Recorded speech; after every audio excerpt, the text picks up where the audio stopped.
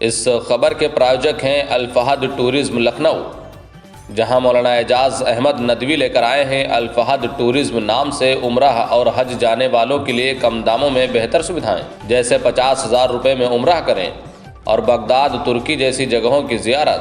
تو ان مشہور جگہوں پر جانے و ادھک جانکاری کے لیے سمپرک کریں۔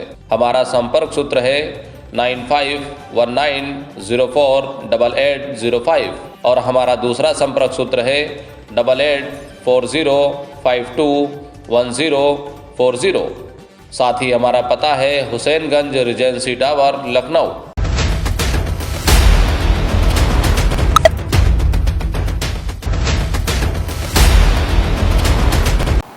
آداب، شت سری اکال، میں نفیس احمد اس وقت حاضر ہوں سیتا پور کے قصبہ تمبور میں، اور ہمارے ساتھ اس وقت موجود ہیں مولانا محمد ادریس صاحب، جو تمبور عیدگاہ کے امام ہیں، جن سے ہم عید الاضحیٰ سے جڑے تمام مدعوں پر بات چیت کریں گے اور جانیں گے کہ جو عید الاضحیٰ منائی جاتی ہے اس کا کیا ادیش ہے اور یہ کیوں منائی جاتی ہے۔ تو سب سے پہلے تو آپ کا بہت بہت سواگت ہے امام صاحب۔ بہت بہت شکریہ آپ کا۔ جی حضرت، ہم آپ سے جاننا چاہتے ہیں کہ یہ جو عید الاضحیٰ منائی جاتی ہے یہ کیوں منائی جاتی ہے اور اس کا ادیش کیا ہے؟ یہ عید الاضحیٰ ہمارے نبی اکرم صلی اللہ علیہ وسلم کے صحابہ کرام نے ایک مرتبہ سے پوچھا تھا اس کے بارے میں۔ اللہ کے رسول سے کہا، قال اصحاب رسول اللہ صلی اللہ علیہ وسلم ما هذه الاضاحی یا رسول اللہ، قال هذه سنت ابیکم ابراہیم۔ حضرت ابراہیم علیہ السلام کی سنت ہے۔ صحابہ کرام نے پوچھا کہ پھر ہمارے لیے اس میں کیا ہے؟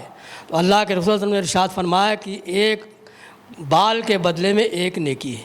تو صحابہ کرام نے پھر سوال کیا، کیونکہ بکرے کے جسم کے اوپر بال کم ہوتے ہیں اور بھیڑے کے جسم کے اوپر بال زیادہ ہوتے ہیں، اس لیے صحابہ کرام نے پوچھا کہ بھیڑے کے بال کے بارے میں کیا حکم تھا؟ اس کے بارے میں بھی ایک بال کے بارے میں ایک نیکی ملے گی۔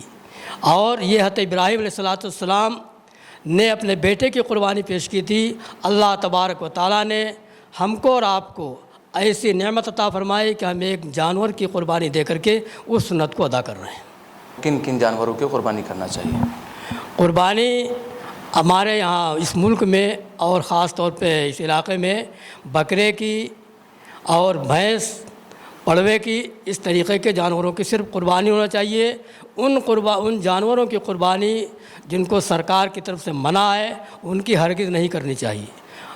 اس کا ہم کو خاص طور پہ لحاظ کرنا ہے، اور یہ ہماری اپیل ہے تمام اپنے مسلمان بھائیوں سے کہ ایسے کسی جانور کی قربانی ہرگز نہ کریں جس کے اوپر پابندی لگائی ہے، پابندی عائد ہے۔ جس طرح سے بھی آپ نے تمام جانوروں کا نام لیا، اس میں سب سے بہتر وہ کون سا جانور ہے جس پر قربانی کرے انسان اور اس کو ثواب زیادہ ملے؟ بہتر تو یہ ہے کہ اپنے گھر میں بکرا یا دمبا پالے اور اس کو سال بھر رکھ کے کھلائے پلائے، اس کو موٹا تازہ کرے، اس لیے کہ یہ بھی اللہ کے رسول کا فرمان ہے، سمنوا ضحایاکم فإنھا علی الصراط مطایاکم، کہ اپنے جانوروں کو موٹا تازہ کرو، کھلاؤ پلاؤ۔ اور جب آدمی سال بھر پالے گا تو اس سے ایک محبت بھی ہوگی، اس کے اوپر جب چھری چلائے گا تو یہ ایک ایسی قربانی ہوگی کہ جو اس کے دل سے ایک قربانی کا جذبہ پیدا ہوگا۔ اور اسی کے اوپر یہ سب سے بہترین قربانی تو یہ ہے، اگر کسی کے پاس اتنی وسعت نہیں ہے تو ایک گنجائش ہے کہ ایک بڑا جانور بھینس یا بھینسا خرید لیا ہے، اس میں 7 آدمی شریک ہو جائے۔ جو قربانی ہے وہ کن لوگوں کو کرنا چاہیے؟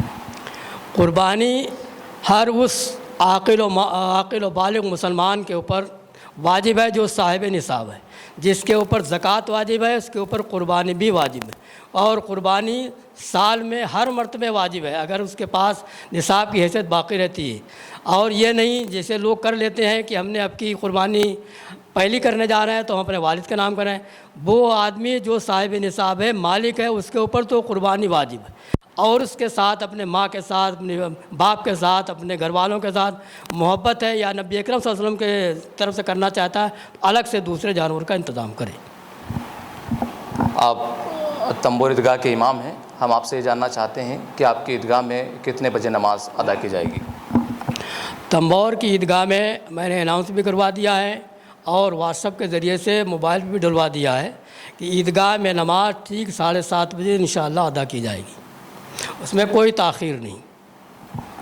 जिस तरह से भीषण गर्मी है और इस भीषण गर्मी में ईदगाह कमेटी की ओर से पानी है, पंडाल है, इसकी क्या व्यवस्था की गई है?